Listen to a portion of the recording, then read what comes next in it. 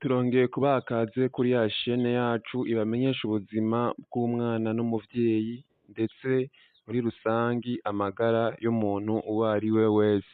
Uyu munsi rero tugira tubereke ibipimo couple yose canke umuhungu n'umukobwa bimirije kugira ubukwe bakwiye gukoresha kwa muganga imbere yuko bakora ubukwe bwabo. Ivyo bipimo rero bizogufasha ibintu bishika kuri bitatu.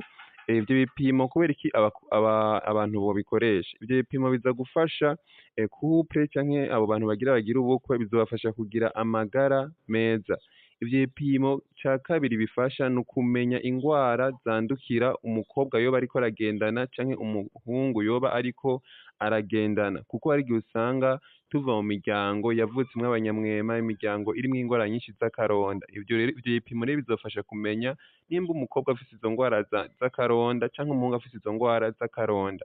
Ikintu ca gatatu ivyo bipimo bifasha ni ukuzokingira umwana, ni ukuvuga mu gihe mwamaze kumenya ko hari umwe muri mwebwe afise ingwara z'akaronda, muzomenya ingene mukingira umwana wanyu, nimba mwicandagisha canke mukoresha imiti itandukanye kugira ngo mukingire umwana wanyu.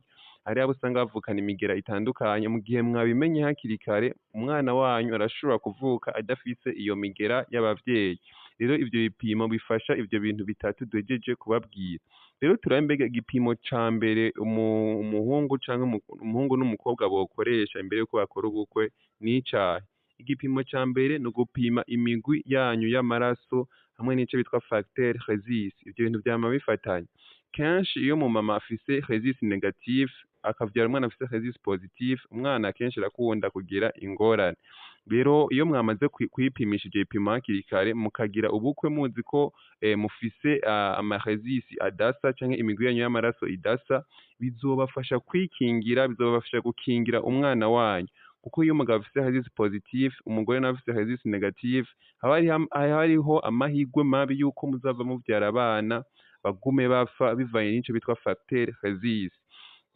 Rero ikindi naco kuri ivyo vyerekeye facteur rhésus hariho video twabakoreye iri kuri ino chaîne yacu nyene, fyonda ngaho kuri profil uca ubona video twakoze imigwi y'amaraso ihura n'imigwi y'amaraso idahura, uca utahura gose ico bitwa facteur rhésus ku vyerekeye ubuzima bw'umwana wawe.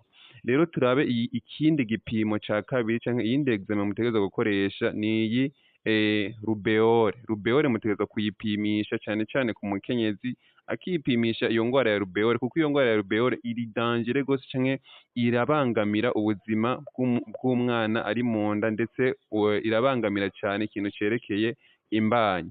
Iyindi ngwara mutegerezwa kuyipimisha ni toxoplasmose, nayo nyene irabangamira umumama afise inda, cane cane irabangamira umwana ari munda. Ikindi gipimo ca gatatu mwokoresha ni dépistage y'ama infection sexuellement transmissible. Ni ukuvuga muri izo infection tuza gusangamwo VIH, SIDA. Ni ukuvuga couple yose itegerezwa kumanza kwipimisha ko ata n'umwe muri mwebwe yoba afise uwo mugera wa SIDA. Mu gihe mwabimenye hakiri kare, muganga arashobora kubaha impanuro uko mwokubahiriza ku buryo mbere mushobora no kuvyara umwana atagendana uwo mugera wa SIDA. Ariko mu gihe mutavyipimishije urumva ko bidashobora gukunda, ntimuba muzi umwe agwaye canke atagwaye, uca usanga muriko muvyara abana bagwaye SIDA canke ugasanga muriko muranduzanya namwe ubwanyu.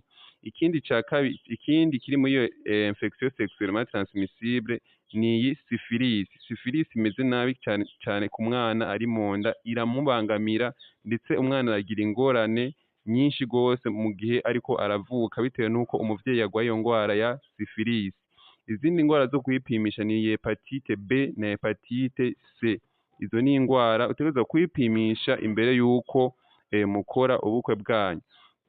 Ikindi kintu twovuga ni electrophorese de l'hémoglobine.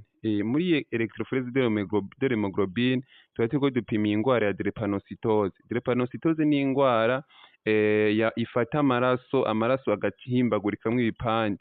Rero iyo drépanocytose nayo nyene iterwa n'uko abavyeyi babiri bahuye bayigendana, bashobora kuca bayanduza umwana wabo. Ariko mu gihe mwabimenye hakiri kare, muganga uko biri kose arabaha impanuro mwogirako. Nivyo rero bipimo umuvyeyi wese canke couple yose itegerezwa kumanza gukoresha imbere yuko mukora ubukwe bwanyu. Kugira ngo mutahure vyinshi, gira sabone.